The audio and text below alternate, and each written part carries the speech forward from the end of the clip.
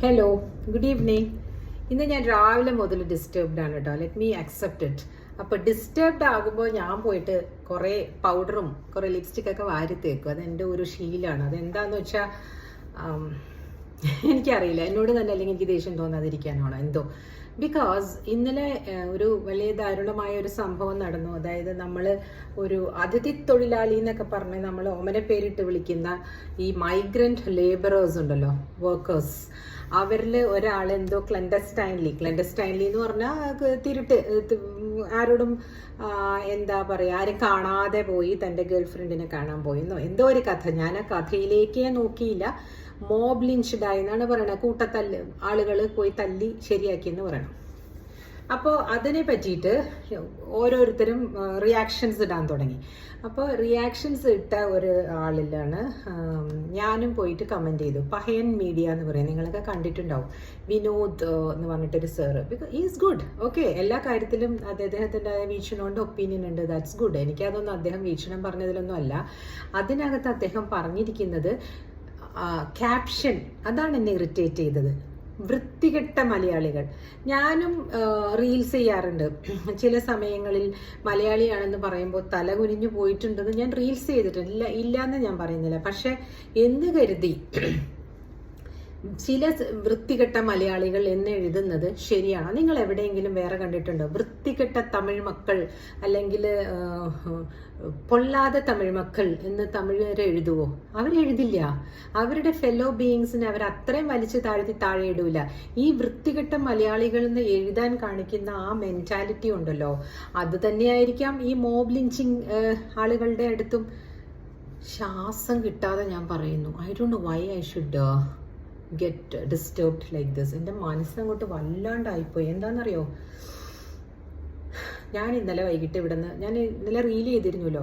ഞാൻ ഇന്നലെ വൈകിട്ട് വണ്ടി എടുത്തിട്ട് അച്ഛന് നടക്കാൻ വയ്യ. ഇവിടെ അടുത്താണ് അമ്പലം. അച്ഛന് നടക്കാൻ വയ്യാത്തതുകൊണ്ട് ഞാൻ വിചാരിച്ചു അച്ഛനെയും കൊണ്ട് അമ്പലത്തിൽ പോകാമെന്ന്. ഞാൻ ചെയ്ത ഒരു തെറ്റാണ് ഇന്നലെ ഞാൻ ചെയ്തു അത്. പക്ഷെ അത് അഡ്മിറ്റ് ചെയ്തല്ലേ പറ്റുള്ളൂ. ഞാൻ നല്ലത് പറയുമ്പോൾ നിങ്ങളത് കേൾക്കുന്നുണ്ടെങ്കിൽ എനിക്ക് പറ്റുന്ന ചില അബദ്ധങ്ങൾ ഞാൻ പറയേണ്ടതാണല്ലേ, നിങ്ങൾ ചെയ്യാതിരിക്കുക. പക്ഷെ എനിക്ക് അത് വല്ലാണ്ട് എൻ്റെ കയ്യിൽ നിന്ന് വിട്ടുപോകാൻ കാര്യം എന്താണെന്ന് വെച്ചാൽ, ഇന്നലെ ഇപ്പോൾ ഈ വൃത്തികെട്ട മലയാളികൾ എന്ന് കേട്ടപ്പോൾ എനിക്ക് ഇങ്ങനെ പാൽപിറ്റേഷൻ വരാനായിട്ട് ഇനിയൊരു കാര്യമുണ്ട് അതിന് പിന്നാമ്പുറത്തായിട്ട്. അത് ഇന്നലെ സംഭവിച്ചതും കൂടി ആയതുകൊണ്ടായിരിക്കാം എനിക്ക് ദേഷ്യം വരുന്നത്. ഞാൻ എപ്പോഴും പ്രതികരിക്കും കേട്ടോ, മിക്കവാറും പ്രതികരിക്കും. അത് നല്ലതോ ചീത്തയോ എന്ന് വെച്ചാൽ എനിക്കറിയില്ല. എൻ്റെ ഒരു ക്യാരക്ടറിൻ്റെ ഉള്ളിൽ അതാണ്, പ്രതികരണം ഉണ്ട് എനിക്ക്. അത് ചിലപ്പോൾ ചിലർ പറയും ചില സ്ഥലത്ത് പ്രതികരിക്കാതിരിക്കുക എന്ന് പറയും.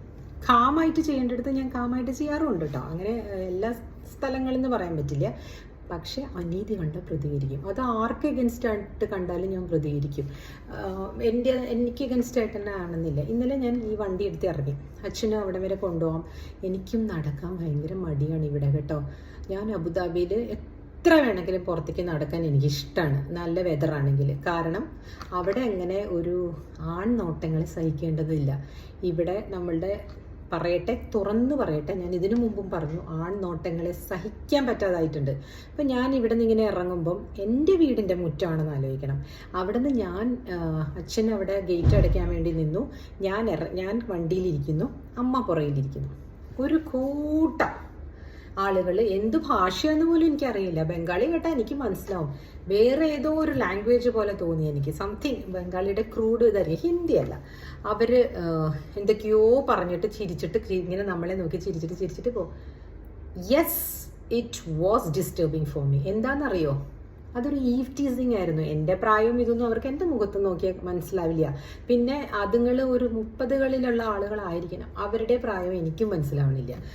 ചെറുപ്പക്കാരാണ് എന്തായാലും എന്ന് എനിക്ക് തോന്നി. അപ്പം ഞാൻ കാറിനകത്തിരുന്ന് പറഞ്ഞു, അച്ഛൻ കയറിയപ്പോൾ, ഇവരൊക്കെ നമ്മളുടെ ഇവിടെ വന്ന് ഇങ്ങനെ കയറി വന്നിട്ട് നമ്മളെ കണ്ടിട്ട് കമൻ്റ് അടിക്കുക, എൻ്റെ നാട് എനിക്ക് അന്യമായിരിക്കുന്നു, ഇവൻ്റെയൊക്കെ കണ്ണ് കുത്തിപ്പൊട്ടിക്കാൻ തോന്നുന്നുണ്ടെന്ന് ഞാനങ്ങ് പറഞ്ഞു. This was my dialogue. My father turned against me. എന്നിട്ട് പറഞ്ഞു, നിനക്കെന്താ, നീ അവരെ നോക്കിയതുകൊണ്ടല്ലേ കണ്ടത്, ഞാൻ നിങ്ങൾക്ക് എല്ലാവർക്കും ഇവിടെ എന്താ പറഞ്ഞു തന്നത്, കോൺഷ്യസ്ലി ജീവിക്കണം എന്നല്ലേ. നമുക്ക് ചുറ്റിന് നടക്കുന്നത് എന്താണെന്ന് നമ്മൾ അറിയണം. എൻ്റെ അച്ഛൻ ഒരു ഒക്ടോജനറിയനാണ്, 85 വയസ്സ് കഴിഞ്ഞു. അദ്ദേഹത്തിൻ്റെ ജീവിത പാഠങ്ങളിൽ അദ്ദേഹം ഇങ്ങനെയുള്ള ആളുകളെ കണ്ടിട്ടില്ല എന്ന് പറയുകയാണെങ്കിൽ അതൊരു ആൺകോയ്മയാണെന്നേ ഞാൻ പറയുള്ളൂ. അത് കണ്ണടച്ച് ഇരുട്ടാക്കലാണ്. അച്ഛൻ പറയാം, നിനക്ക് മാത്രം എന്താ ഇങ്ങനെ? കാര്യം എന്താണെന്നറിയോ, എനിക്ക് ധൈര്യമുണ്ട് പറയാനായിട്ട്. ഞാൻ ഇന്നലെ പറഞ്ഞില്ലേ, എനിക്ക് ഭയങ്കര കറേജാണ്. ഈ പറഞ്ഞ പോലെ ആരും ഇതിൻ്റെ ഇടയിൽ പറയണ്ടായിരുന്നു എൻ്റെ ഇൻസ്റ്റഗ്രാമിൽ. എന്താ ഇൻസ്റ്റഗ്രാമിലാണല്ലോ, ഇതിലാണെന്ന് തോന്നുന്നു. ആരെയും പേടിയില്ലാന്ന് ഞാൻ പറഞ്ഞപ്പോൾ ഇൻസ്റ്റയിലാണെന്ന് തോന്നുന്നു പറയുന്നു.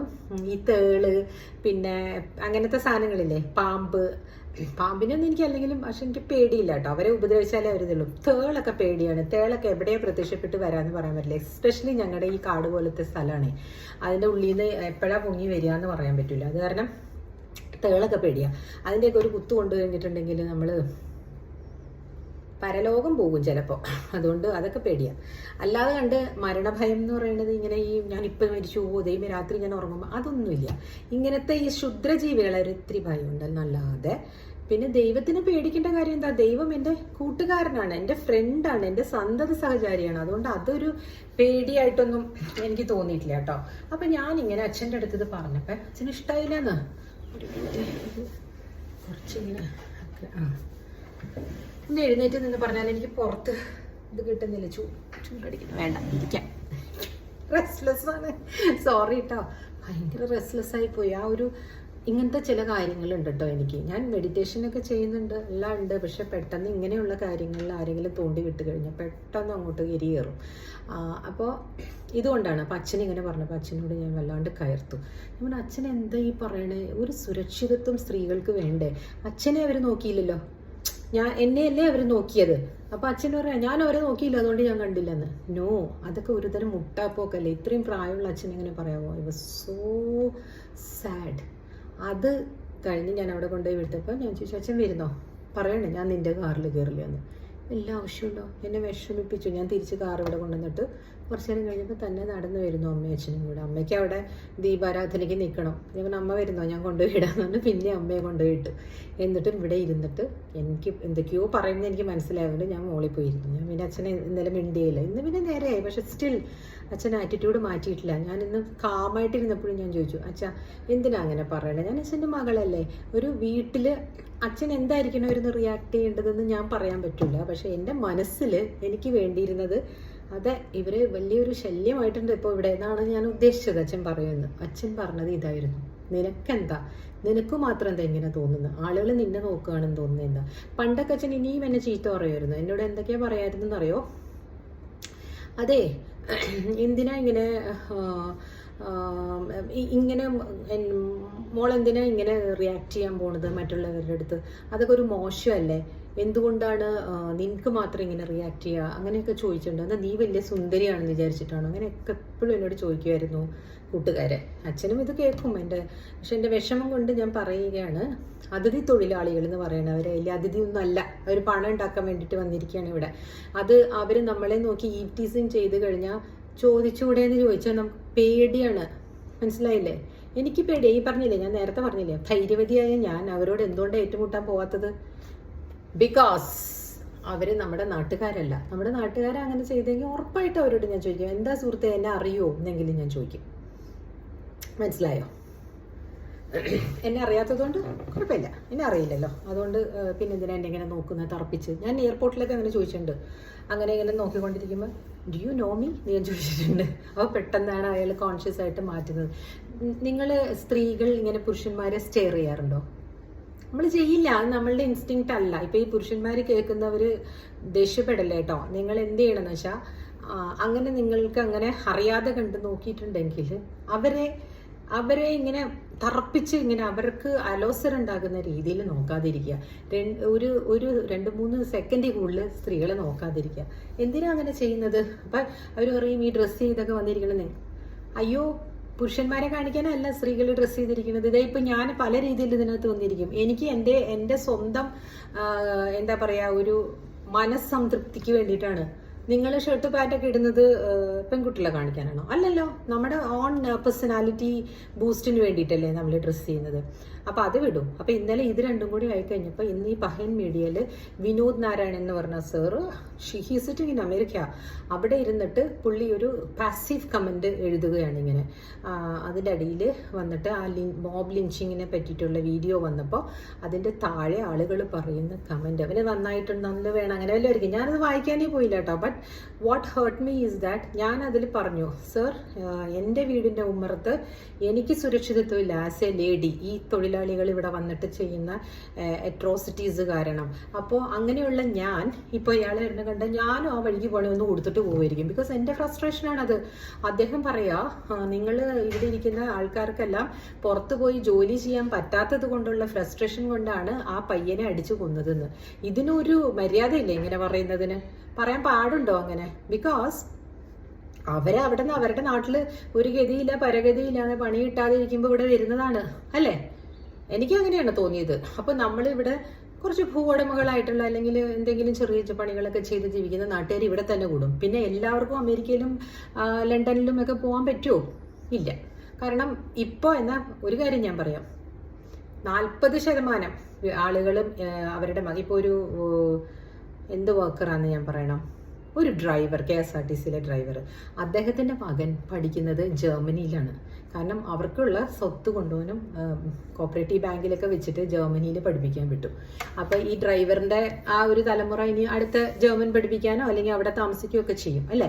പിന്നെ ഇവിടെ ജോലിക്ക് വരുന്ന ആ 2-3 പേരുണ്ട്, അവരുടെ മക്കളെല്ലാം പഠിക്കുന്നത് UK എന്തൊക്കെയോ ചെറിയ കോഴ്സസ് ഒക്കെ എടുത്തിട്ട് അവിടെ UK പഠിച്ചതിന് ശേഷം അവിടെ ഈ കെയർ ഉണ്ടല്ലോ, ഹോം കെയർ, എന്താ വയസ്സായവരെ ജിറിയാട്രിക് കെയർ ഉണ്ടല്ലോ, അവിടെ പോയിട്ട് ഹോം നേഴ്സായിട്ട് വർക്ക് ചെയ്തിട്ട് ബാക്കി സമയത്ത് ഈ സ്റ്റുഡൻറ്റ് വിസയിൽ പോയിട്ട് എന്തോ ഒരു കോഴ്സൊക്കെ പഠിച്ചിട്ട് വരും. ആ കോഴ്സിന് ഇവിടെ വന്ന ഒരു ജോലിയും കിട്ടാൻ പോകുന്നില്ല, അവിടെ ഇരുന്നാലും ആ കോഴ്സിന് ജോലി കിട്ടാൻ പോകുന്നില്ല. They will end up in these kind of menial jobs. അവരവിടേക്കാണ് പോകുന്നത്. എന്തുകൊണ്ടെന്ന് വെച്ചാൽ നമ്മുടെ ഈ കേരളം അല്ലെങ്കിൽ ബംഗാളൊക്കെ പോലെയുള്ള സ്ഥലങ്ങളിൽ we don't have that much of jobs. ഇങ്ങനത്തെ ജോബ്സ് ഇവിടെ തന്നെ ചെയ്യണം എന്ന് എന്താ നിർബന്ധം? ഇവർക്ക് ഒരു ആഗ്രഹം കാണും, ഈ ഡ്രൈവർക്കും ഈ കൂലിപ്പണിക്കാരനും ഒക്കെ ഒരു ആഗ്രഹം കാണും, എൻ്റെ മക്കൾ ഇതുപോലെ കഷ്ടപ്പെടണ്ടെന്ന്, ഈ മണ്ണിൽ പണിയെടുക്കാൻ ഞങ്ങൾ തയ്യാറല്ലാന്ന്. അതുകൊണ്ടായിരിക്കും പോകുന്നത്. അദ്ദേഹം ചോദിക്കുകയാണ്, നിങ്ങൾ മലയാളീസ്, ഈ അമേരിക്കയിൽ ഇരിക്കുന്ന അദ്ദേഹം മലയാളി അല്ല കേട്ടോ. ആര് പറഞ്ഞു? നല്ല പച്ച മലയാളം, കണ്ണൂർ മലയാളമാണ് അദ്ദേഹം പറയുന്നത്. എന്നിട്ട് അദ്ദേഹം പറയാം, നിങ്ങൾ മലയാളീസിൻ്റെ ആറ്റിറ്റ്യൂഡ് കാരണമാണ് ഈ അതിഥി തൊഴിലാളികളൊക്കെ ഇവിടെ വന്ന് പണിയെടുക്കേണ്ടി വന്നതെന്ന്. ശരിയാണ്. 25-30 വർഷം ഞാനൊക്കെ ചെറുതായിരുന്ന സമയത്ത് ഇവിടെ ഞാനിങ്ങനെ ആളുകളെ കണ്ടിട്ടില്ല. എല്ലാം നമ്മളുടെ അപ്പുറത്തും ഇപ്പുറത്ത് വീട്ടിലെ ചേട്ടന്മാരൊക്കെയാണ് പണിയെടുത്തുകൊണ്ടിരുന്നത്. അവർക്കൊന്നും പഠിപ്പുമില്ലായിരുന്നു, പക്ഷെ അവരുടെ മക്കളെ അവർ പഠിപ്പിച്ചു. അപ്പോൾ അവരെല്ലാവരും നേഴ്സായിട്ടും അല്ലെങ്കിൽ എഞ്ചിനീയറായിട്ടും ഒക്കെ പുറത്തേക്ക് പോയി. So we don't have people here. എല്ലാവർക്കും ആഗ്രഹങ്ങൾ കാണില്ലേ, ഇങ്ങനെ ജോലി ചെയ്ത് ജീവിക്കണം, നല്ല നിലയിൽ ജീവിക്കണം, നല്ല രാജ്യങ്ങളിൽ ജീവിക്കണം എന്ന്. Not only Vinod Narayanan or anyone XYZ, എല്ലാവർക്കും ഉണ്ടാവും. എന്നിട്ട് അവിടെ ഇരുന്നിട്ട് ഇങ്ങനെ നിങ്ങൾ മലയാളീസ്, കുറെ വൃത്തികെട്ട മലയാളീസ് ഉണ്ടെന്ന് പറഞ്ഞാലുണ്ടല്ലോ, എനിക്ക് വല്ലാണ്ട് ഹേർട്ടായിപ്പോയി. നിങ്ങൾ എന്തു പറയുന്നു? അത് വിട്. അപ്പം ഇതാണ്, അതിഥി തൊഴിലാളികളെ ഭയക്കേണ്ടവർ തന്നെയാണ് കേട്ടോ. അപ്പം ചോദിക്കുന്നു, നമ്മുടെ നാട്ടുകാരെ പേടിക്കേണ്ടതെന്ന്. ഉണ്ട്, നമ്മുടെ നാട്ടുകാരിലും ഉണ്ട്. പക്ഷെ അറ്റ്ലീസ്റ്റ് നമ്മുടെ നാട്ടുകാർ നമുക്ക് ചോദ്യം ചെയ്യാൻ ഒരു ഭയം തോന്നത്തില്ല. അത്രയും ഇവരെ ഒന്നും ഞാൻ ഇന്നലെ ചോദ്യം ചെയ്തില്ലല്ലോ. ഇത്രയും വീമ്പളൊക്കെ എനിക്ക് ഒരു പേടിയില്ല ഒന്നിനെന്ന് പറഞ്ഞാൽ ഞാൻ യുവമാരെ കണ്ടപ്പോൾ ഞാൻ മിണ്ടിയില്ല. ഞാൻ എൻ്റെ അച്ഛനോടാണ് പുലമ്പിയത്. അവിടെ നിന്ന് പോലും എനിക്ക് സപ്പോർട്ട് കിട്ടിയില്ല. പിന്നെ ഞാൻ എന്ത് ചെയ്യണം? സോഷ്യൽ മീഡിയയിൽ വന്നിരുന്ന് പുലമ്പും, അത്രയേ ഉള്ളൂ. ശരിക്കും ഒരു സ്ത്രീ എന്ന നിലയിൽ കേരളത്തിൽ ഒരു വിലയില്ല. എനിക്കത് പറയാൻ ഒരു മടിയുമില്ല. എൻ്റെ ഫ്രസ്ട്രേഷൻ തന്നെയാണ് ഞാൻ ഇതിനകത്ത് കാണിക്കുന്നത് കേട്ടോ. ഇപ്പം ഇത് കേൾക്കുമ്പോൾ നിങ്ങൾ ദേഷ്യം തോന്നണ്ട കേട്ടോ. നിങ്ങൾക്ക് ദേഷ്യം തോന്നാതിരിക്കാനായിട്ട് ഞാൻ നല്ലോണം ഡ്രസ്സൊക്കെ ചെയ്തു വന്നത്. ശരി, അത് വിട്. അപ്പോൾ പക്ഷെ അവരെ സൂക്ഷിച്ചോളണം കേട്ടോ. അവരോട് കോൺഫ്രണ്ട് ചെയ്യാൻ പോകണ്ട. നമ്മളുടെ ജീവനല്ലേ വലുത്. ഈ സാരി, ഇതിൻ്റെ പേരെന്താണെന്നറിയാം? ഇത് കണ്ടോ, ഈ വര ഇതിന് ലഹരിയ എന്നാണ് പറയണത്, വരകൾ എന്നുള്ള അർത്ഥത്തിൽ. ലഹരിയ സാരി. ഇത് വലിയ കോസ്റ്റ്ലി സാരി ഒന്നുമല്ല, ഒരു 2000-3000 രൂപയൊക്കെ അതിൻ്റെ ഉള്ളിൽ കിട്ടും ഇതൊക്കെ. ഇത് രാജസ്ഥാനിൽ നിന്ന് വാങ്ങിച്ചതാണ്. രാജസ്ഥാനിൽ നിന്ന് വാങ്ങിച്ചപ്പോൾ 2000-ൻ്റെ ഉള്ളിൽ എങ്ങാണ്ടായിട്ടുള്ളൂ കേട്ടോ വില. വളരെ ചീപ്പാണ്. അവിടുത്തെ ആളുകളൊക്കെ ഇങ്ങനത്തെ സാരിയാണ് ഉടുക്കുക. അവർക്കതൊരു അവരുടെ ഇൻഡസ്ട്രി അതാണെന്ന് തോന്നുന്നു. രാജസ്ഥാനി സാരീസ് ഇതിൽ 2-3 ഉണ്ട്. ഇത് വെറും പ്ലെയിൻ. ഇതിനെ റെയിൻബോ സാരി എന്നാണ് പറയുന്നത് അവർ. പല കളേഴ്സ് കണ്ടോ, റെയിൻബോ പോലെ. ഞാനിത് നോട്ടീസ് ചെയ്തതേ പണ്ട് വസുന്ധര രാജെ എന്ന് പറഞ്ഞിട്ടൊരു ഒരു ചീഫ് മിനിസ്റ്റർ ഉണ്ടായിരുന്നല്ലോ അവിടെ. അപ്പം വസുന്ധര രാജയുടെ സാരീസ് അവരിങ്ങനത്തെയാണ് ഉടുക്കുള്ളൂ. അവരുടെ രാജകുടുംബത്തിലുള്ളവർ മാത്രമല്ല, അവിടുത്തെ കോമണേഴ്സും ഇങ്ങനത്തെ സാരി ഉടുത്തിട്ട് അതിങ്ങനെ പുറകിന്ന് ഇങ്ങനെ എടുക്കും. ഞാൻ ഒരെണ്ണത്തിൽ ഞാൻ അങ്ങനെ ഇട്ടിരുന്നു, പറയാൻ മറന്നുപോയി. പക്ഷെ അതുകൊണ്ട് അങ്ങനെ എടുത്ത് ഇങ്ങനെയാണ് അവരെടുക്കുക കേട്ടോ. ഇങ്ങനെ അവർ ഇട്ടിട്ട് അവർ നടക്കുക. എപ്പോഴും അതിങ്ങനെ വെച്ചിട്ടുണ്ടാവും. ദിസ് ഇസ് ദ വേ ദേ എന്താ portray themself in public, Rajasthani ladies. അപ്പോൾ ഇത് അവിടെ നിന്ന് മേടിച്ചാണേ. നിങ്ങൾ അടിച്ചു നോക്കിക്കോളൂ, രഹരിയ സാരീസ് രാജസ്ഥാൻ എന്ന് പറഞ്ഞിട്ട് പല പല ഇതുണ്ട് കേട്ടോ. ഇതിൻ്റെ എക്സ്പെൻസീവ് വെറൈറ്റീസ് ഒക്കെ ഉണ്ട്. അപ്പോൾ സാരീനെ പറഞ്ഞ് ഞാൻ എൻ്റെ മനസ്സൊന്ന് ഇങ്ങോട്ട് മാറ്റിയതാണ്. ദേഷ്യം മാറാൻ വേണ്ടിയിട്ട് സാരിയും ബ്ലൗസിനെ പറ്റിയൊക്കെ പറഞ്ഞാൽ എനിക്കൊരു സന്തോഷം ഉണ്ടാകും. എനിക്ക് ആ വിനോദ് നാരായണൻ സാറിനെ പറ്റിയൊന്നും എനിക്കങ്ങനെ ദേഷ്യമൊന്നും ഉണ്ടായിട്ടല്ല. അദ്ദേഹം ആ പറഞ്ഞ വേർഡ് മേ ബി അദ്ദേഹത്തിന് പറയണമായിരിക്കും നമ്മളെ ഒന്ന് നന്നാക്കി എടുക്കാമെന്ന് വിചാരിച്ചിട്ടുണ്ടോ. മലയാളീസിനെ നന്നാക്കാനൊക്കെ ബുദ്ധിമുട്ടാണ്. എന്നെ നോക്കും, നന്നാക്കാൻ പാടാണ്. പക്ഷെ ഓരോരുത്തരുടെ അനുഭവങ്ങളാണ് അവരെ കൊണ്ട് പറയിപ്പിക്കുന്നത് കേട്ടോ. എനിക്ക് അനുഭവങ്ങൾ ഉണ്ടായിട്ടുണ്ട് കേട്ടോ. മലയാളീസിൻ്റെ അടുത്ത് നിന്നൊക്കെ ഇഷ്ടം പോലെ ഡേർട്ടി അനുഭവങ്ങൾ എനിക്ക് ഉണ്ടായിട്ടുണ്ട്. പക്ഷെ ഞാൻ കോൺഫിഡൻറ്റ് ചെയ്യുമായിരുന്നു. അവർ ഇത്രത്തോളേ പോവുള്ളൂ എന്നുള്ളൊരു ഇതുണ്ട്. ഭയങ്കര അഹങ്കാരമുണ്ട്. അങ്ങനെ കുറച്ച് അഹങ്കാരമുള്ള തമിഴൻസിനെ ഞാൻ കണ്ടിട്ടുണ്ട്. അതൊക്കെ എക്സ്ട്രീം ലെവലിലാണുള്ളത്. പക്ഷെ ഇത് ഈ ബംഗാളിൽ നിന്നൊക്കെ വരുന്ന ഈ ആൾക്കാർക്ക് അവർക്ക് മേലെ ആകാശം താഴെ ഭൂമി എന്നുള്ള മട്ടിലാണ് അവരുടെ ജീവിതമൊക്കെ. കാരണം ഈ ക്രൈംസിലൊക്കെ അവർ ഇൻവോൾവ് ആണ് കുറേ നാളായിട്ട്. അതുകൊണ്ടാണ് ഈ മോബ് ലിഞ്ചിങ് വരുമ്പോൾ ചിലപ്പോൾ അയാൾ ഒരു പാവം സാധു മനുഷ്യൻ ജീവിച്ചിട്ട് പോകുന്നതായിരിക്കും. അദ്ദേഹത്തിൻ്റെ ഗേൾഫ്രണ്ടിനെ കാണാൻ പോയതായിരിക്കാം. പക്ഷെ അതൊന്നും ഇവിടെ നടപ്പില്ല എന്നുള്ള മട്ടിൽ സദാചാര ഗുണ്ടായുസം എടുത്ത് വീശി കാണും. അതൊക്കെ ഓക്കെ, റോങ് ആണ്. പക്ഷേ ഇവിടെയുള്ള സ്ത്രീകളുടെ സുരക്ഷയെ പറ്റിയിട്ടും കൂടെ എല്ലാവരും ഒന്ന് ബോധവാന്മാരായിരിക്കുന്നത് നന്നായിരിക്കും. എൻ്റെ അച്ഛൻ ഉൾപ്പെടെ. അത് എത്ര ശ്രമിച്ചിട്ടും എനിക്ക് തന്നെ സാധിക്കുന്നില്ല. പിന്നെ അച്ഛൻ ഈസ് ടു ഓൾഡ് മാറ്റാനായിട്ട്. നമ്മുടെ യങ് തലമുറ ഒന്ന് ശ്രമിച്ചു നോക്കൂ, അതിനെപ്പറ്റി ചിന്തിച്ചു നോക്കൂ. വീട്ടിൽ അങ്ങനെയുള്ള പണികൾക്ക് അവരെ വിളിക്കാതിരുന്ന് നോക്കൂ. Try to do by yourself. അത് ഞാൻ എന്നാലും പറഞ്ഞു, നമ്മളത് മണ്ണിൽ പണിയെടുത്ത് നമുക്ക് ശീലമില്ലാത്തതുകൊണ്ടായിരിക്കാം. അല്ലെങ്കിൽ ഒന്നും ചെയ്യാണ്ടിരിക്കേണ്ടി വരൂലേ. അങ്ങനെ ഒന്നും ചെയ്യാതിരിക്കണോ? സുമ്മ ഇരി എന്ന് പറഞ്ഞിട്ടൊരു ഫിലോസഫി ഉണ്ട്. അത് എടുക്കേണ്ടി വരും ഇപ്പം. അത് നമ്മുടെ അതിനെപ്പറ്റി പറയാം. ഇന്നത്തെ ടേക്ക് അവേ അതായിക്കോട്ടെ. കാരണം ഇത്രയും ഫ്രസ്ട്രേറ്റഡ് ആയിട്ടൊക്കെ ഉള്ള കാര്യങ്ങളൊക്കെ പറഞ്ഞു കഴിഞ്ഞപ്പോൾ നിങ്ങൾ സ്കിപ്പ് ചെയ്ത് പോകാണ്ടിരിക്കാനായിട്ട് ദ ടേക്ക് അവേ ഈസ് സുമ്മ ഇരി എന്ന് പറഞ്ഞ ഒരു അരുണഗിരിനാഥൻ എന്ന് കേട്ടിട്ടുണ്ടോ? നമ്മുടെ ഇവിടെയാണത് അണ്ണാമലപുരത്തിൽ തിരുവണ്ണാമലയിൽ പോകുന്ന കേട്ടിട്ടില്ല എല്ലാവരും. ശിവൻ തീയുടെ രൂപത്തിൽ, അഗ്നി രൂപത്തിലാണ് അവിടെ. ഈ സമയത്തൊക്കെ നല്ല വെയിലാണ് അവിടെ. അവിടെ ശ്രീ രമണ മഹർഷിയുടെ ആശ്രമമുണ്ട്. ശ്രീ അരോബിന്ദോ കേട്ടിട്ടുണ്ടാവും അല്ലേ? അരോബിന്ദോ എന്നൊക്കെ പറഞ്ഞിട്ട് നമ്മൾ പഠിച്ചിട്ടില്ലേ ഹിസ്റ്ററി ക്ലാസ്സിൽ. പിന്നെ മിറ എന്നൊക്കെ പറഞ്ഞിട്ട് നിങ്ങൾ നോക്കിയാൽ കാണാം. അത് നല്ലൊരു ഫിലോസഫിയാണ് അവരുടെ കേട്ടോ, ലൈഫ് ഫിലോസഫിയിൽ. അപ്പോൾ അതിനകത്ത് ഈ ഇവരുടെ രമണ മഹർഷി എന്ന് പറയുന്ന രമണ മഹർഷിയുടെ ഒരു ഫിലോസഫിയാണ് സുമ്മായിരി. സുമ്മായിരി എന്ന് പറഞ്ഞാൽ ചുമ്മാതെ ഇരിക്കുക, വെറുതെ ഇരിക്കുന്നതാണ് അർത്ഥം. അതിനിപ്പം അവരെ ഒരു മാനം കണ്ടെത്തിക്കണ ബി ക്വയറ്റ് എന്നാണ്. എന്ന് പറഞ്ഞാൽ മിണ്ടാതിരുന്നോളൂ എന്നാണ്. അതിനേക്കാൾ ഉപരി ഞാൻ വിചാരിക്കുന്നത് സുമ്മായിരി എന്നുള്ള തമിഴ് ലിറ്ററലി ദറ്റ് സേസ് വെറുതെ ഇരിക്കൂ എന്നാണ്. ഡാനിഷ് അല്ലല്ലോ, ഡച്ച് ഫിലോസഫിയെ പോലെ അതിലെന്തോ ഒരു പേരുണ്ട്. അതിനകത്ത് ഇങ്ങനെ പറയത്രേ, കുറച്ച് നാൾ വെറുതെ ഇരിക്കും, ഒന്നും ചിന്തിക്കരുത്. രാവിലെ എഴുന്നേക്കാൻ ബ്രഷ് ചെയ്യുക, വെറുതെ ഇരിക്കുക അത്ര. അവർ ചില സമയത്ത് ഇങ്ങനെ ജോലി അങ്ങ് വിട്ടിട്ട് അവർ വെറുതെ ഇരിക്കും, ഒരു ഗോളും ഇല്ലാണ്ട് വെറുതെ ചൂണ്ട പിടിക്കാൻ പോകും. അങ്ങനെയൊക്കെ. ഇവിടെ ആൾക്കാർ അങ്ങനെയല്ലല്ലോ, ഗവൺമെൻറ് ജോബിൽ ചേരും, അത് കഴിഞ്ഞിട്ട് അത് മുഴുവനും പണിയെടുത്ത് തീർക്കും. അതിൻ്റെ ഇടയ്ക്ക് ഒരു ലീവ് പോലും എടുക്കൂല. കാരണം ഇത് ക്യാരി ഫോർവേഡ് ചെയ്ത് കഴിഞ്ഞാൽ എൻ്റെ അച്ഛൻ്റെ ജീവിതം അങ്ങനെയായിരുന്നു. ആ കാശ് കിട്ടും. അതുകൊണ്ട് ഒരു സ്ഥലത്തും നമ്മളങ്ങനെ പോവാറില്ല. അതാണ്. പക്ഷെ ഡാനിഷുകാർ, അതായത് ഈ ഡാനിഷല്ല ഡച്ചുകാർക്ക് നെതർലൻഡ്സിലുള്ളവരെയാണ് കേട്ടോ. പണ്ട് ഹോളണ്ട് എന്ന് പറയുമായിരുന്നില്ല, ആ രാജ്യമാണ് ഡച്ചുകാരെന്ന് അവരെ പറയാം. അവരുടെ ഭാഷ അത് തന്നെയാണ്. അവർക്കും ഉണ്ട്. പിന്നെ ഡെൻമാർക്കിലുള്ളവരെയാണ് ഡാനിഷ് പീപ്പിൾ എന്ന് പറയുന്നത്. അവിടെ എനിക്ക് കുറേ ഫ്രണ്ട്സ് ഉണ്ട്. ഞാൻ പണ്ടൊരു ഡെൻമാർക്ക് കമ്പനിയിൽ വർക്ക് ചെയ്തിരുന്നത്. എനിക്ക് ഡെൻമാർക്കൊക്കെ വിസിറ്റ് ചെയ്യാനുള്ള ഭാഗ്യം ഉണ്ടായി ആ സമയത്ത് കേട്ടോ. നല്ല രസമായിരുന്നു അത് ഞാൻ പിന്നെ ഒരു എപ്പിസോഡിൽ പറയാം, ഡെൻമാർക്ക് വിസിറ്റും പിന്നെ അവിടെ കണ്ട കാഴ്ചകളൊക്കെ. പണ്ട് ഇങ്ങനെ ഞാനിങ്ങനെ യൂട്യൂബ് പിടിക്കുന്നത് എനിക്ക് അറിയില്ലല്ലോ, എന്നാലും ഞാൻ കുറച്ചൊക്കെ എടുത്ത് വെച്ചിട്ടുണ്ടായിരുന്നു. പിക്ചേഴ്സും ഒന്നും ഇപ്പോൾ കാണാനും പോലും ഇല്ല. എൻ്റെ ഫ്രണ്ട്സിൻ്റെ അടുത്തായിപ്പോയി അതൊക്കെ.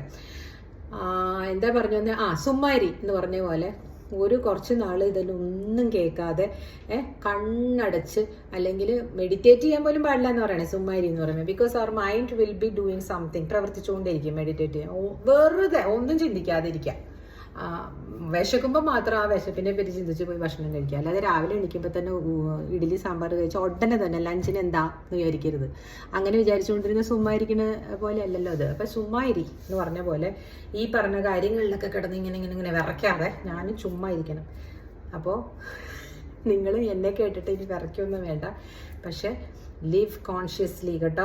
ചുറ്റുപാട് നടക്കുന്നത് അറിയുക തന്നെ വേണം. നമ്മൾ അങ്ങോട്ട് നോക്കാതിരുന്നു എന്ന് കരുതി അത് നടക്കാതിരിക്കുന്നില്ല. എൻ്റെ അച്ഛൻ പറഞ്ഞ പോലെ നീ അവിടെ നോക്കിയതുകൊണ്ടല്ലേ കണ്ടതെന്ന് ചോദിച്ചാൽ അത് തെറ്റായ കാര്യമാണ്.